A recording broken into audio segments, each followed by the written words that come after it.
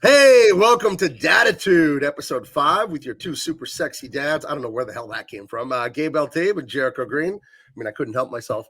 We're going to have a fun one today. We're going to talk about an issue I think is it's the real problem in the world, guys. It's this seeking of external validation, especially by men. I think it holds people back. I think it's weak, and I think we need to address it. And who better than my former Navy man, Jericho Green? How you doing today, buddy? Great. How are you, man? I'm doing excellent. I'm on cloud 9, and you see, I got my award. I am the best grandpa ever. Nice. Just opening a cold one. You like Topo Chico? I don't think I've ever had that. I've had Jarrito. It's just mineral water. It's a little pricey, but it was on sale at Sprouts, my favorite liberal communist grocery store. So I had to pick up a big box of it, a case of it. So yeah. So anyway, but how you doing, man? What's the latest with you? The latest, my channel is going along nicely. My Green's house is going, my new channel, I should say. And actually tomorrow is my 43rd birthday. So what? That's what's going on. Oh my gosh, 43. That's right. Still I remember when I was 43, 2.5 years ago. Oh man, crazy times, man. Let me know what I have to expect. Right. For 43. Oh, yeah. Wow. What are the plans? What are you gonna do? Whatever my kids want to do. As you know, when you become a parent, your birthday is more exciting to your children than it is to you. Right. So whatever they want to do for dinner, or whatever kind of cake they want to make for after, is cool. Whatever the kids want to do. Right. What's the go-to dinner you think in your family? Because my family, the birthday tradition, you were here during our birthdays. You went to my wife's birthday dinner, actually, at Comic-Con this last July. Our birthdays are the same week. I'm the 24th of July. She's the 21st. And a family tradition we've had for about a decade, all four of us, my wife and my two adult children now, we make the three that it is not their birthday, make the other one a birthday breakfast. Homemade biscuits, sausage, gravy, eggs, tater tots. And that's our breakfast tradition. Then we do some nice stuff during the day. But what is the go-to for you guys for dinner? Usually it's takeout, get some good Chinese food or something. Ooh. I like to be at home with the kids. We go out and do stuff. Matter of fact, Friday we're going to go shooting for Veterans Day. But it's nice to be at home and just hang out with the family and have a meal and maybe watch a movie or something. So that's what I like to do. All right. And the Chinese food, what's your favorite Chinese food? Because I don't know authentic Chinese food. I've mostly eaten that, like your Panda Express and those like P.F. Chang's and stuff like that. I like the Americanized. You like it Americanized? Yeah. I'm not trying to go no traditional, bird face soup or nothing like that. It's, it was Mandarin chicken, shit like that. There was a swallow's nest I saw, and they were selling it at Costco once, but I saw it on the Food Channel years ago. And a swallow's nest is, you can't, like, you think, oh, you can't eat a nest. It's made of sticks. Oh, no. These Asian swallows, they make the nest out of mucus. Yes. Saliva and shit. A booger nest that dries into a nest, and you boil this thing. And you pay a lot of money for it. They're not cheap. Hot, gooey, literal booger soup. What in the hell? Like the more disgusting something is, the more expensive it is. Like, it's disgusting. Yes, we open with a booger soup, and then we'll have thought sandwiches for the appetizer. Oh, can you make sure they're wet farts, please? Oh, indeed. How dare you say we wouldn't serve any other kind in this establishment? How did we got 3 Michelin stars? Excuse me, waiter. I don't mean to be a problem. Can I get a silent but violent sandwich? Oh, yes. As opposed to the silent but deadly, yes. That's out of season right now. Oh, yes. Booger soup and fart sandwiches. Come on. Holy cow. There's an alcohol that's made, I think it's in Peru or something like that, where women sit around and they chew on a root and then they spit into a bucket. And I've seen this. And then you come on now.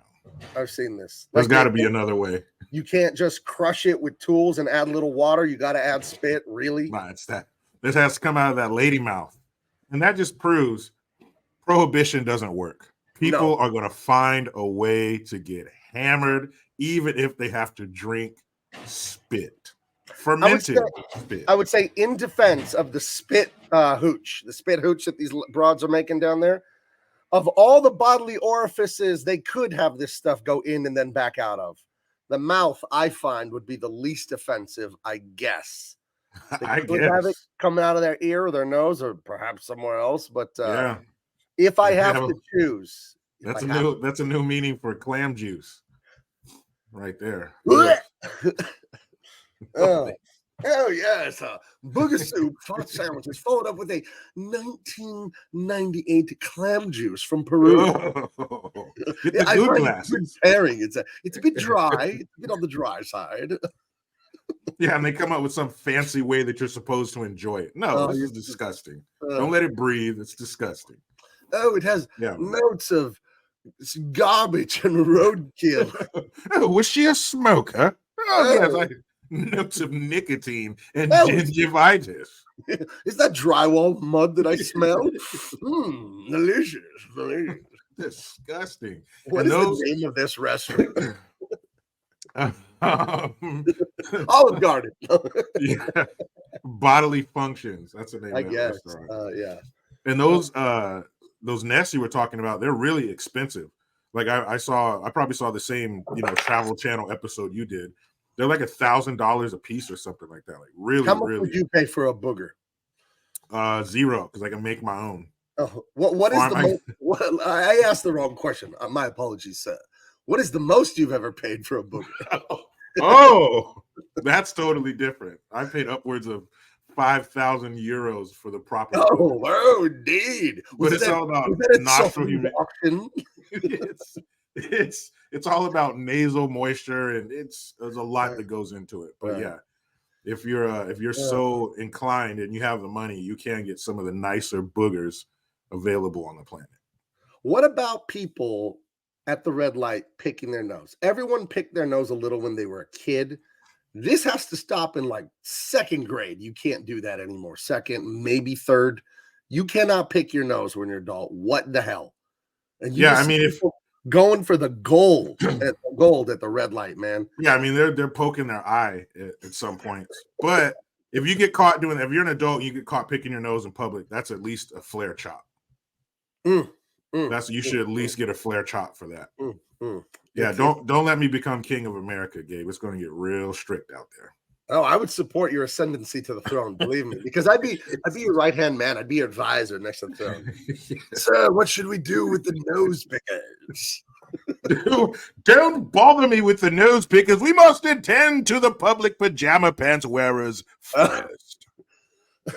So there's someone in a car next to you in their pajamas, picking their nose, but they're also wearing a mask alone in the car. Oh, I wouldn't know what to do. They put them in a cell before I think of a proper punishment for all of those violations. And they're on their way to Bodily Functions, the 3 Michelin star restaurant. Oh, I've heard they've got the new fart sandwiches in. Oh, delicious. No crust, of course. Only a savage would eat crust on a fart sandwich. Oh, indeed. Well, that was all disgusting and fun. It was. Oh, goodness. But yeah. So this issue we were talking about offline, it's something I've talked to you about for a long time. External validation. That means you do things, you choose to say and do things to get the plaudits, the head pats, to get the attention, to get the approval of others in the outside world. Why is this an epidemic for men everywhere nowadays, weak men? And why is this so destructive? I think when you're a young man or woman, but I guess since we're talking about men, when you get out in the world, you don't know a lot. You're coming from, under your parents' wing, sheltered from the world in a lot of ways. And now you're out on your own. So you don't know a lot, and you don't know what you don't know. So you're used to seeking validation from your parents. And we all have varying levels, even if you have good parents, even if you had the Huxtables growing up, you're still in that. Ah, you're still in that, seeking the validation of your superiors, your parents. You're still in that childlike mindset. So it takes a little bit of time to spread your wings and kind of knock that rust off and start being an adult. But I think if it's coupled with parents who didn't give you self-confidence and didn't build up your self-esteem and tell you were a good kid and stuff like that, it can be worse. It can be more crippling. But as time goes on and you live life and you realize how cold-blooded and heartless the world is, it makes no sense to seek their validation because they don't care about you anyway. Right. And once you get married or something like that and you have a family, that's where you get your validation from. Anything outside of that, thank you. Thank you for saying nice things and stuff like that, but I don't need it from you. I don't seek it from you. It's just gravy. It comes along with whatever things you're doing in life, and that's nice. I appreciate it, but I don't seek it and I don't need it. So a lot of that just comes with time, but again, if you had, damage from your parents, sometimes you don't shake that off. Girls with, for example, girls with daddy issues, that never goes away. That stays with them until they die. They can be an old lady. And we look at our elders, people with gray hair and, that come from a different time. We look to them to kind of have their shit together. And you don't have the same problems that I do. I look to you to tell me how to deal with my problems. But in some cases, they still have those very same problems. So it's another responsibility of parents to try to build that up in their kids. And you want to build it up to a certain level to where they get out in the world, because the world's going to chip away at that self-confidence and that self-esteem. But you want to build it up enough to where it can withstand that, and you still have some left when life is done with you. But, the world's cold. Nobody cares. You're either adding something to it or they will step right over you. Right. Bottom line. So don't seek it from them. It's not important because they don't care. Why would you want validation from somebody that doesn't care about you? And then you kind of turn into this, this puppy who wants a treat. You're constantly trying to please them and do tricks and all that. Do little spin moves and man, don't worry about that shit. The adulation and the acceptance and appreciation, that'll come with it. You just focus on your inner circle, your people. If you don't have a family yet, yourself. You just focus on yourself and do what you need to do, and it'll come with it. And if it doesn't, oh well. Right. And what I've learned, to expand on what you're saying about another reason you shouldn't seek it, that external validation, is because it's not real. I can say, hey, Jericho, you are the fastest 100-yard sprinter in the world. Congratulations, man. And then we'll have you run tomorrow against Olympic champions. You wouldn't win, and you wouldn't be the fastest just because I validated it being true. Mm-hmm. So when I say you suck or you rule, it's just words coming out of my face. It's not real. It's just my opinion. And it's not in your control what I say or think of you. It's in your control what you do. And that's it. So if you want to be something, then be it. And I would say this. There's a great book. I'm only halfway through it, but I love it so far. The Courage to be Disliked. And also I think Winston Churchill said it. Winston Churchill has said this. If you have enemies in life, good. It means you stood up for something. So I think if you have this courage to be disliked, it means you're living life according to what you know is right and not doing those little, like you said, Jericho, those little puppy tricks to get the little snack, to get that external validation. You're living an authentic life, and you only have one life. So don't waste it looking for head pats. Mm-hmm. You got to find out what's right and just do it. And if people like it, they like it. If they don't like it, who cares? It's none of your business. It's not your problem. And it's not in your control if people like you or not. And if you are any sort of good person, there will be people that hate you, because bad people hate good people, So just roll with it and don't care. And I think it's a plague. I think our society is filled with young people, especially men, that are seeking external validation, and they're not living authentically at all. They're just going along with all this stuff what they're doing to kids and what they're doing in academia and what they're doing everywhere, all this social justice, politically correct crap. A lot of people say, yeah, I agree with it. And they don't agree, but they need the external validation, they think, but they don't need it. It's nonsense. Yeah. Look at the internet. You could post a picture of a puppy and somebody's going to have something what do you hate cats? negative to say. What do you hate cats? Yeah. People are stupid, and don't worry about them. Just keep your head down, focus, look at your inner circle. Like I said, if you have a family, if they're appreciating you and they're validating you, we love you, daddy, you're doing great, your wife's telling you, that's all that matters. Right. Nothing else matters. And it's hard to do. It's hard to, if you have that need for external validation, it's hard to shake that and change it, but it's possible. And you need to, for your own sake. Right. You don't want to be unsuccessful in life, whatever that means to you, or whatever, and the rest of the world whose validation you wanted and needed so bad, they've moved on. You're old news. It's like when you leave a job and then you go back to visit a few months later and you realize that they've hired more people. The business is still there. They're still making money. They've moved on. So why put time and energy into something that's going to move on from you and not care about you in a short period of time? Right. I mean, the NBA is still going and Michael Jordan retired. You know, nobody's bigger than the greatest ever. Don't you hate when still chugging along? When young kids try and tell you LeBron is the GOAT? Shut up. My thing to shut that whole argument down is, what number did he wear when he came in the league and when he was in high school? Right. Period. That's it. He didn't pick, oh no, give me number 3. I'm gonna make that number famous. Right. No, he took 23 because that was the number of the greatest basketball player ever. And if the new kids call him the greatest, well, then who he thought was the greatest is greater than him. Right. Yeah, and he's a perfect example. 6'8", built like a comic book character. He could jump out the gym. One of the greatest basketball players of all time, an amazing athlete. Sure. But he has a beta male validation-seeking attitude, and it's why his Q rating, that media thing where they rate how cool, like popular celebrity is, his Q rating's in the toilet. People don't like him because they know he's not masculine in here. He's masculine as all hell in his body, but in his head, he's like a validation-seeking beta. He says all that politically correct crap with the BLM and all the identity politics and the commie nonsense. He agrees with all that, and I don't think he does. I think he does it because it's what he needs to say to get the external head pat. It's weird to me how someone that physically of an alpha can be that much of a beta mentally. That's insane to me. How do you think that happens to somebody? Easy. He didn't have his father.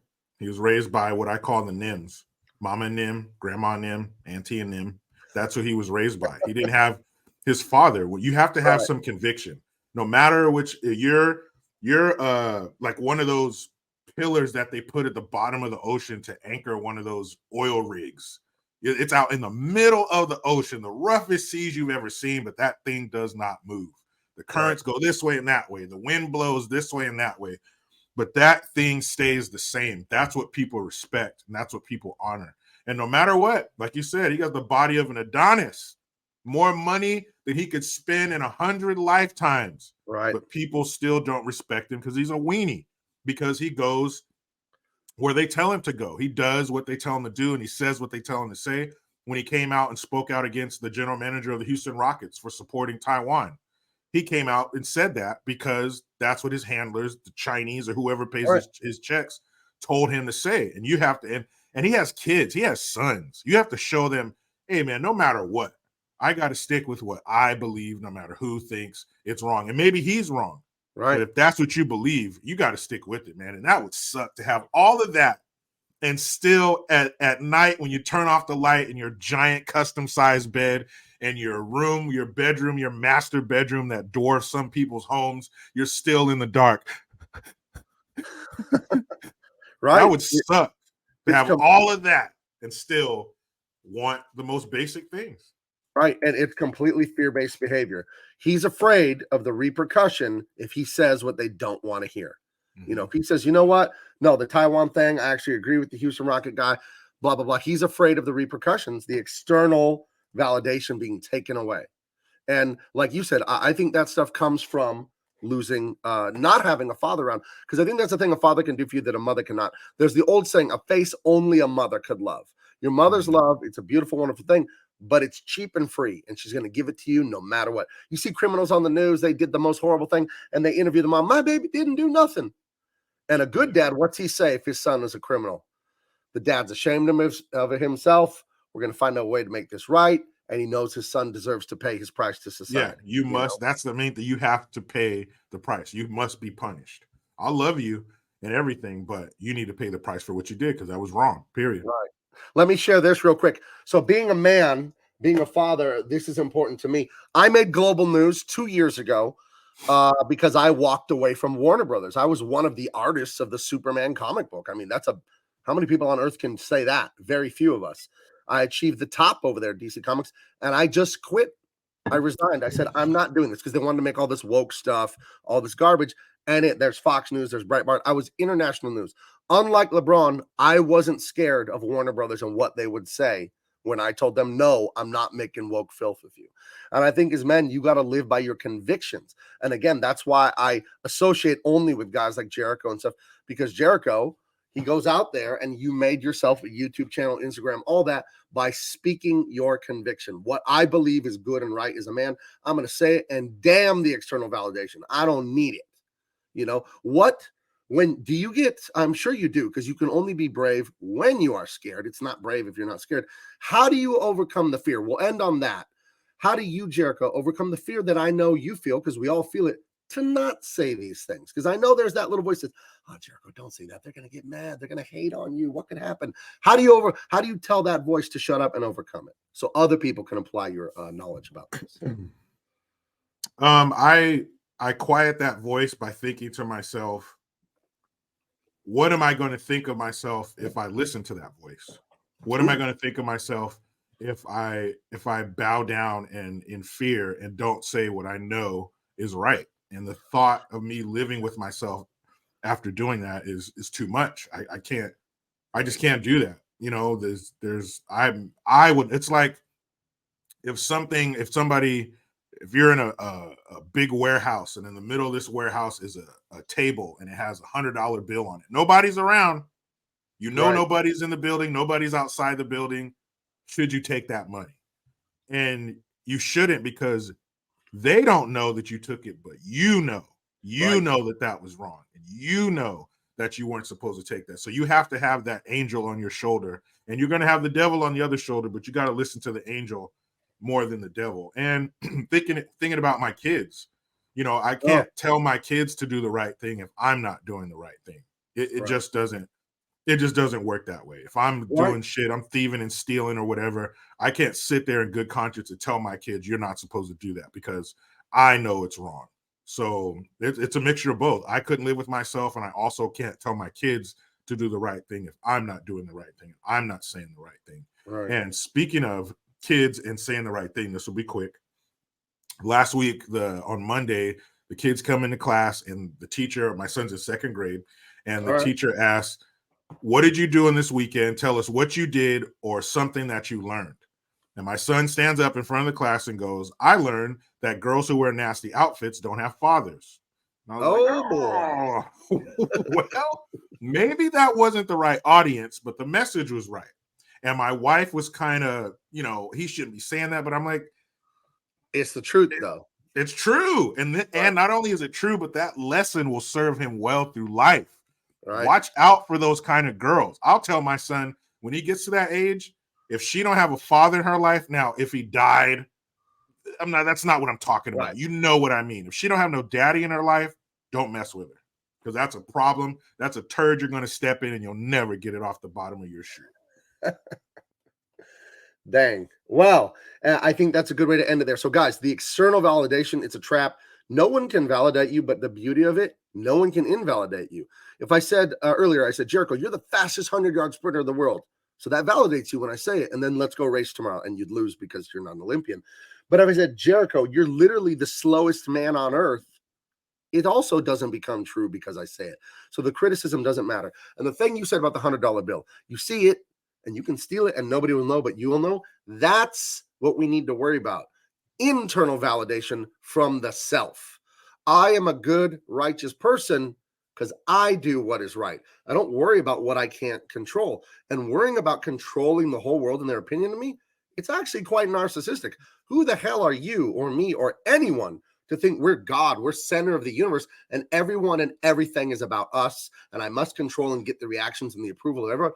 That's actually very selfish and not to be pitied. So don't do it. External validation is BS, and it's a trap. Anything else, or we're going to get out of here, man? This was awesome. I love today's talk. Validate yourself, fuckers. All right. Talk to you guys later. Bye-bye.